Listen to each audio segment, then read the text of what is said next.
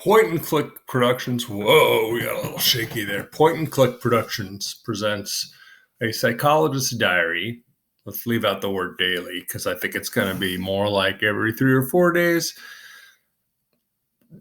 during the coronavirus crisis. I'll get this title right at some point, but whatever it says on my video, that's the title. So we're on day, let's see, we got a lot of glare here. Oh, yes. High production values, always, you can count on.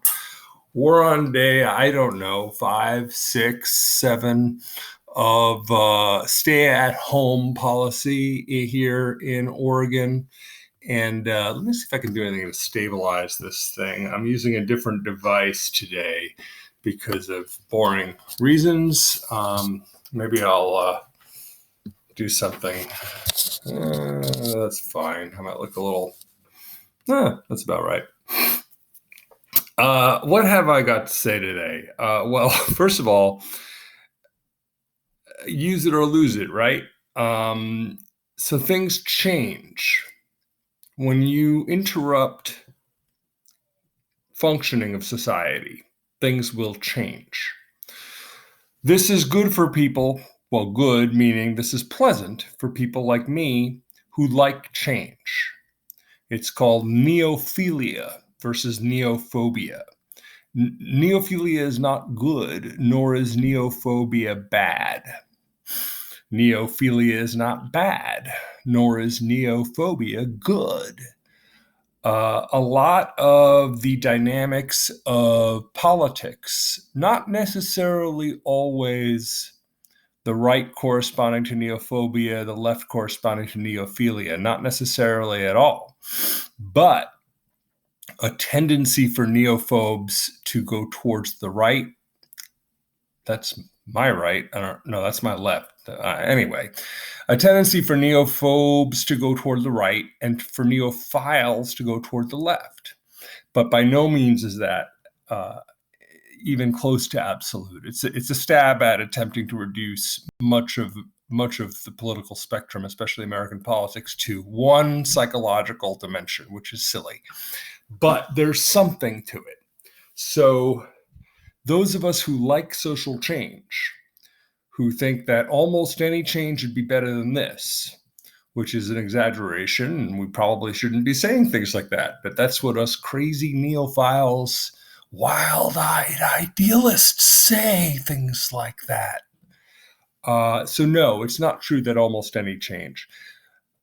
Certain kinds of changes would be favorable, and other kinds of changes would perhaps be foolish. Now, I should explain a couple things. One is that I have no idea what I'm talking about or what I'm going to say next. And this is really vlogging on a level more extemporaneous than ever before on this channel. This is really just a psychologist turns on his video camera every few days, and he has 1,440 subscribers or whatever who might or might not watch, and other people who might or might not watch and listen. So what's on my mind today is what happens when you say, okay, stop. Until further notice, don't do anything. Just stay at home. Stop. Anything electronic, that's fine. But don't see other people. Don't come within 6 feet of other people except in your family and your immediate little saliva pool or whatever. Pardon the expression, but we're all sharing food, you know. So what happens? What happens? What's happening to you? Maybe you can post in the comments. What's happening to you? What do you notice? This is one of my favorite questions these days. What do you notice? As a therapist, people often expect that I want specific answers to questions. But actually, I want specific questions, and I don't really, the answers are not very important. The process of questioning, or as someone once said to me, interrogate your experience. Those of you who know who I mean, will remember him saying that. Sorry to be cryptic for the rest. A mentor of mine that many people know. Interrogate your experience. So I am interrogating my experience. Experience? What? What am I experiencing? Well, first of all, disruption. The family is slowly losing their mind, by which we mean they are starting to become more irritable, which is, of course, perfectly predictable. We have expressions for that in our language, cabin fever and whatnot. Why then would I, as a neophile, be pleased with this disruption? Well, someone else, again, in Wikipedia, you're not supposed to just say, well, someone said without citing references, but sorry, I'm not going to cite all my references, sometimes because I don't know who on earth they are, and sometimes because I don't want to drop names. But I'll cite them when I feel like I can. So where was I here? Neophilia, neophobia. Uh-oh, senior moment. So this is what happens when you stop doing what you're doing. First, the overwhelm, maybe anger, maybe joy, elation, and then confusion. So I think what I'm demonstrating for you at this very moment is the confusion component of the equation. We start to get blurry. We start to get fuzzy. We start to free associate.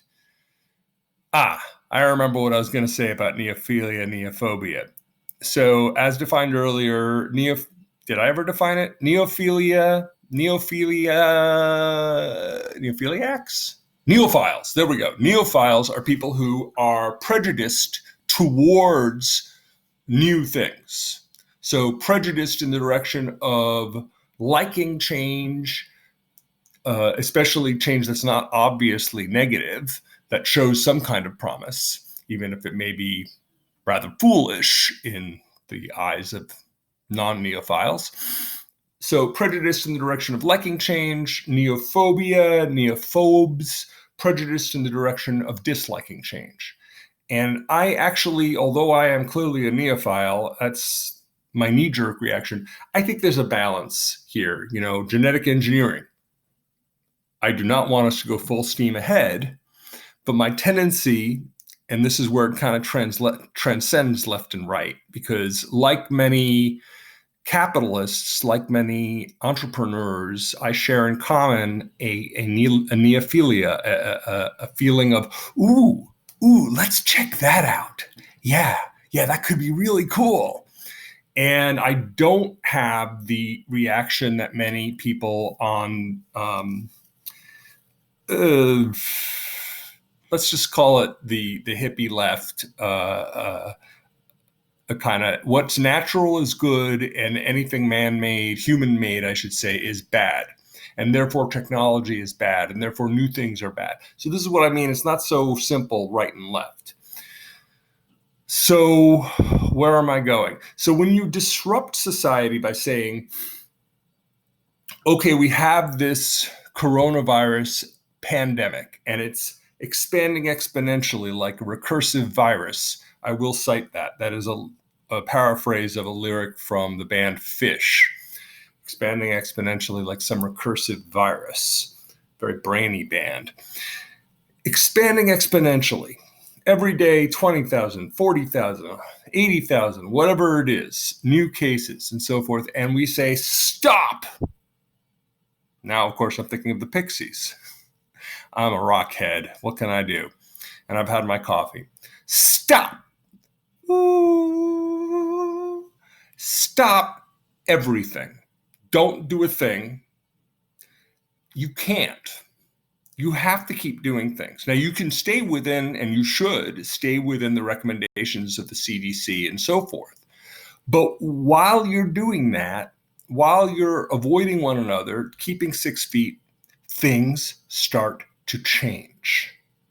And when things change, which is to say, when life happens, because from my perspective, life is change, and there's no getting around it. As things change, there's a loud story and there's a quiet story. And the loud story is coronavirus. Or locally, oh, my family's going nuts. The quiet story is things are changing. And maybe they're changing for the better, and maybe for the worse, and maybe both, and maybe neither, and maybe some mixture of who knows what. But they're changing. And since I've already rattled on for 11 minutes, I think I'll wait a beat, probably 3 or 4 days, before I post how I think things might be changing from my worm's eye view of the world here in Portland, Oregon. Thank you, and may you stay somewhat reasonably sane through the duration of this period of history thing.